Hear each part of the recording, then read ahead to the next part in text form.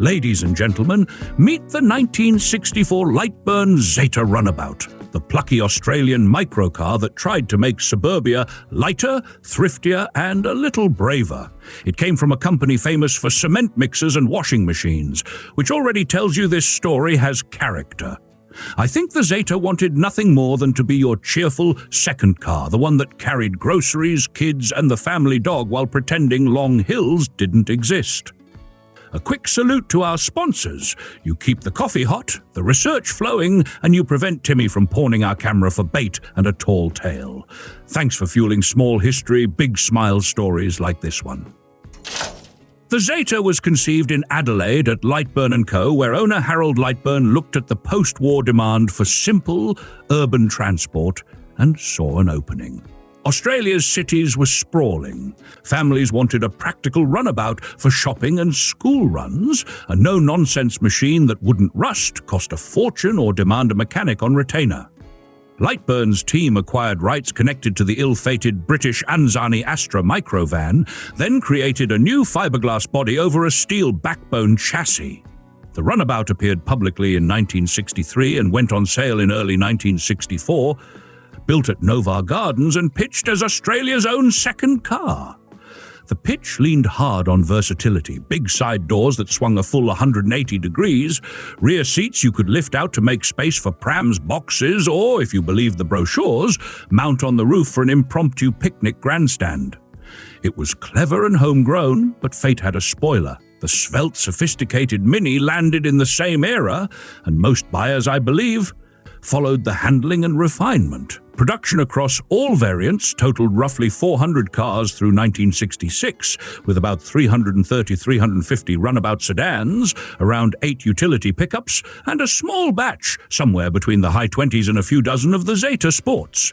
Lightburn took heavy losses, shut the car line, and went back to mixers and appliances. The Zeta, meanwhile, slipped into legend as an optimistic idea that met an unforgiving market and survived as a rara avis in museums and private sheds. Under that short bonnet lived a feat of purposeful simplicity. A 324cc Villiers two-stroke twin bore 57mm, stroke 63.5mm, air-cooled and rated at 16.5 horsepower at 5,000 revolutions per minute. It sat transversely at the front, driving the front wheels through a 4-speed. Sequential gearbox with a multi-plate dog clutch straight out of motorcycle practice. There was no conventional reverse gear. You stopped the engine and restarted it to run backward, unlocking the same 4 ratios in reverse. Steering was by worm and peg, sturdy if not surgical, while braking came from hydraulic drums at each corner. The car rode on 12-inch steel wheels with narrow 125/12 tires. The spare lived under the bonnet beside the engine, as if to remind you this was a very compact universe. Size tells the mission. Length was about 10 feet 1 inch, 307 centimeters. Width 4 feet 6 inches, 137 centimeters. Height 4 feet 8 inches, 142 centimeters. Wheelbase 6 feet 2 inches, 188 centimeters. Curb weight, a feather-like 959 pounds, 435 kilograms.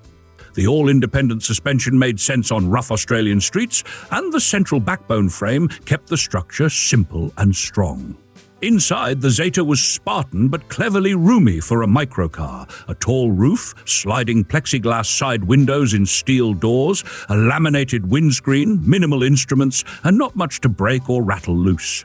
There was no rear hatch. You loaded bulky items through those wide swinging doors after unbolting seats. It was honesty over glamour, fewer parts, fewer problems. Fuel was gravity-fed from a 5 Imperial gallon tank, about 22.7 litres, perched behind the dash. The gauge was a transparent tube with a calibrated glass section, ingenious, thrifty, and occasionally philosophical about gradients.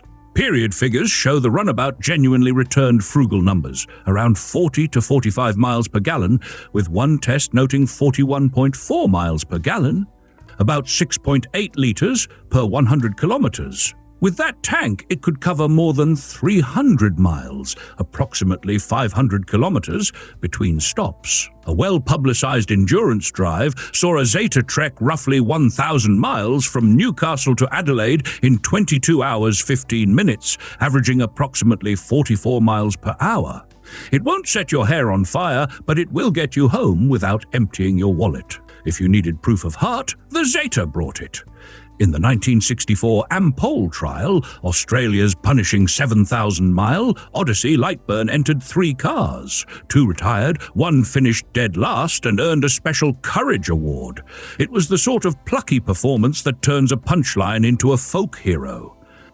The same year, several Zetas worked as reconnaissance runabouts for Sir Donald Campbell's Bluebird record attempts on Lake Eyre, gentle pace cars scurrying across salt for a jet-age missile. I liked that contrast the most.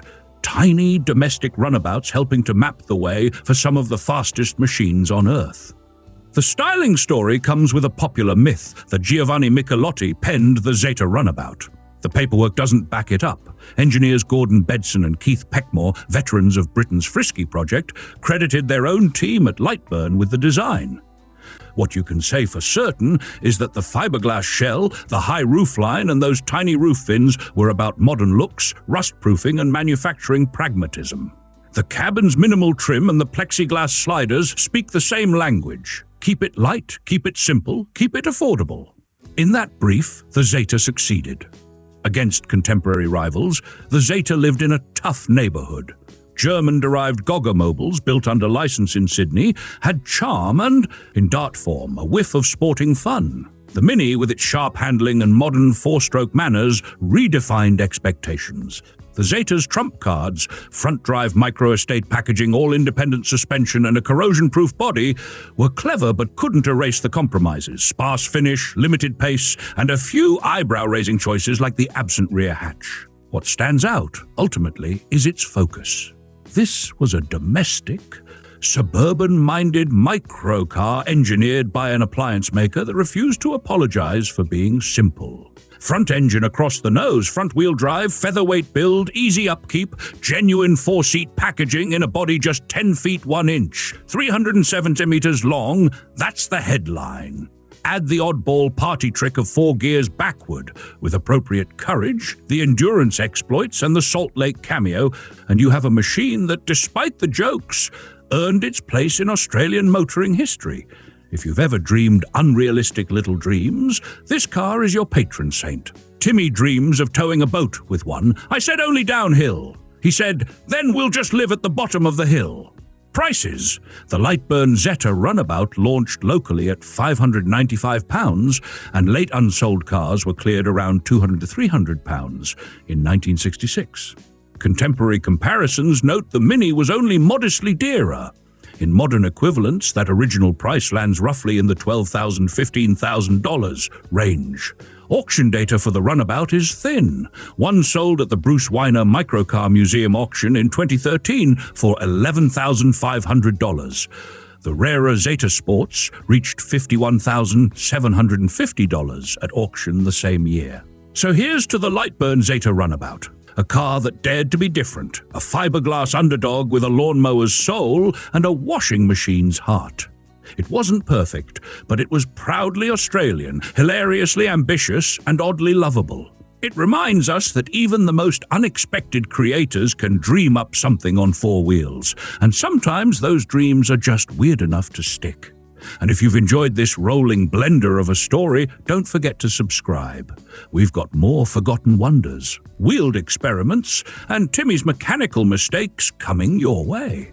We've got more automotive oddities and fiberglass fables coming your way, just as soon as we get Bob out of his aluminium bunker.